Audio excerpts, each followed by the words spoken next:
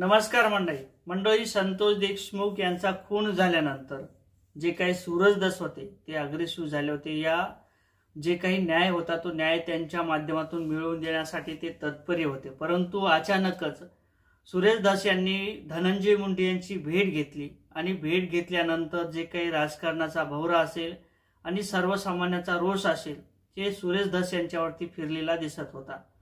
आणि त्यानंतर आज धनंजय मुंडे यांनी जे काही राजीनामा दिला फडणवीस साहेबांनी, यामध्ये एकाच दगडात दोन पक्षी मारण्याचं काम करण्यात आलेले। आता हे सूरज दस यांची भेट कशी फळाला आली आणि त्याचबरोबर फडणवीस साहेबांनी एकाच दगडात दोन पक्षी कसे मारले या संदर्भात आपण सविस्तर अशी माहिती या व्हिडिओच्या माध्यमातून समजून घेणार आहोत। मित्रांनो, मी गणेश ठाकरे, आपली सेवा या यूट्यूब चॅनलवर आपलं सहर्ष स्वागत आहे। चॅनलवर नवीन असाल तर चॅनलला सबस्क्राइब करून घ्या, व्हिडिओ आवडला तर शेअर करा।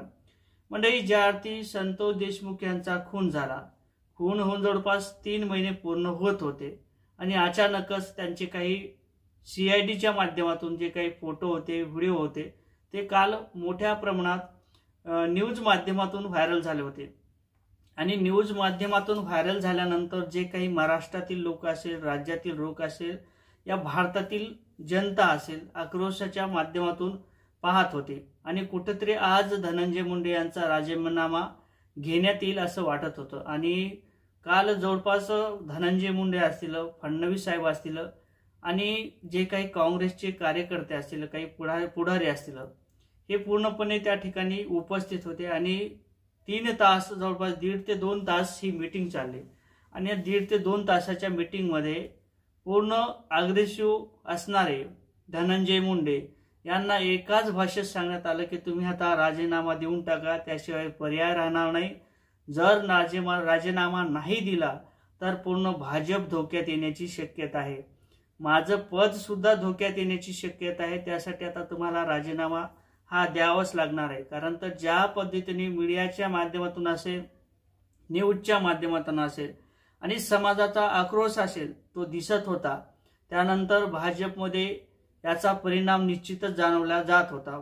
कदाचित यामागे जे काही राजकारण होतं ते विरोधी पक्ष असतील ते सुद्धा एकजूट होऊन या भाजप सरकारला पाडण्याच्या भूमिकेत राहत होते। त्यासाठी एकाच भाषेत सांगितलं आणि तुम्ही राजीनामा जर नाही दिला तर सक्तीने तुमचा राजीनामा घेतला जाईल अशा पद्धतीने सुद्धा सांगण्यात आलं। त्यानंतर धनंजय मुंडे यांनी आज सकाळी राजीनामा दिला, फडणवीस साहेबांच्याकडे राजीनामा दिला आणि स्वतः दिला असंही फडणवीस साहेबांच्या माध्यमातून सांगण्यात आलं। परंतु यामागे जे काही फडणवीस साहेब आहेत त्यांनी एकाच दगडात दोन पक्षी मारण्याचं काम केलेलं आहे। पहिले सूरज दस यांना, संतोष देशमुख यांना न्याय मिळावं त्यासाठी त्यांची बाजू घ्यावी लागली। त्यानंतर जे काही फडणवीस साहेबांनी सांगितल्याप्रमाणे सूरज दस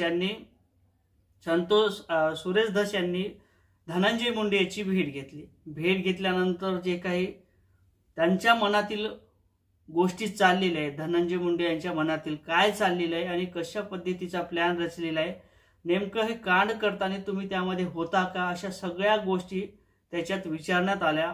विचारल्यानंतर सूरज दस यांच्या माध्यमातून जी माहिती फडणवीस साहेबांना पोहोचवली, त्यानंतर कुठेतरी जे काही धागेदोरे होते ते फडणवीस साहेबांच्या हातात पोहोचले। म्हणजे धनंजय मुंडे यांचे, DM यांचे धागेदोरे फडणवीस साहेबांच्या हातात पोहोचले।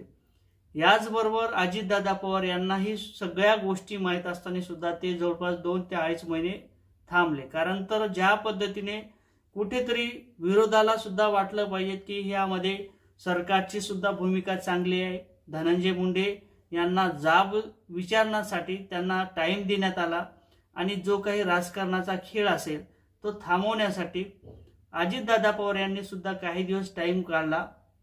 त्याचबरोबर फडणवीस साहेबांनी एकाच दगडात दोन पक्षी मारण्याचं काम केलं। म्हणजे पहिला म्हणजे धनंजय मुंडे यांचं करिअर पूर्णपणे संपलेलं आहे आणि त्याचबरोबर जे काही त्यांचं पद आहे ते सुद्धा आज काढून घेण्यात आलेले आहे।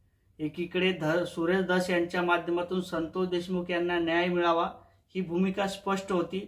सूरज दस आणि धनंजय मुंडे यांची जी काही भेट झाली त्यामध्ये काही राजकारण असे किंवा त्यामध्ये काही एक खोल माहिती धनंजय मुंडे यांच्या माध्यमातून सूरज दस यांनी काढून घेतली आणि हे सर्व काही फडणवीस साहेबांना निश्चित संपूर्ण प्रकरण माहीत पडलं। त्यानंतर एकाच दगडात दोन कार्यक्रम फडणवीस साहेबांच्या माध्यमातून करण्यात आले।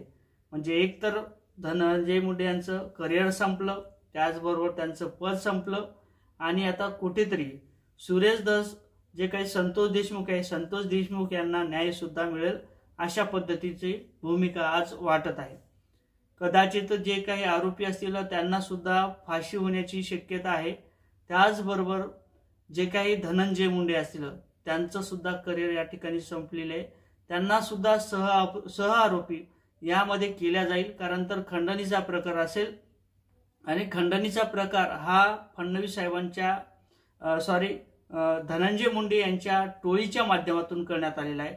म्हणजे वाल्मिकांना कराड हे लहान आका होते आणि मोठे आका जे होते धनंजय मुंडे होते। अशा पद्धतीने जे काही गोष्टी आहेत ते स्पष्ट झालेले आहे आणि अशा पद्धतीचं राजकारण, अशा पद्धतीचं गलिच्छ राजकारण कुठेतरी होताना दिसत आहे।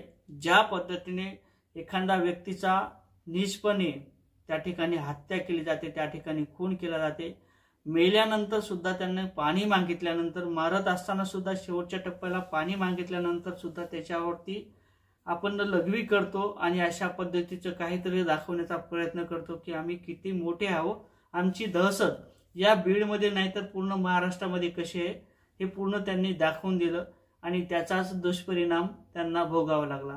आज जे काही घडलेले आहे ते खूप वाईट घडलेले। धनंजय मुंडे असतील आणि त्यांचे सहकारी असतील ज्यांच्या माध्यमातून ही गोष्ट घडली, म्हणजे संतोष देशमुख यांचा ज्या पद्धतीने खून केला असा खून कोणाचाही होऊ नये, इथून पुढे तरी अशा गोष्टी घडू नये असं मला तरी वाटते। या संदर्भात तुम्हाला काय वाटते कमेंटमध्ये सांगा। व्हिडिओ आवडला तर शेअर करा। जय शिवराय।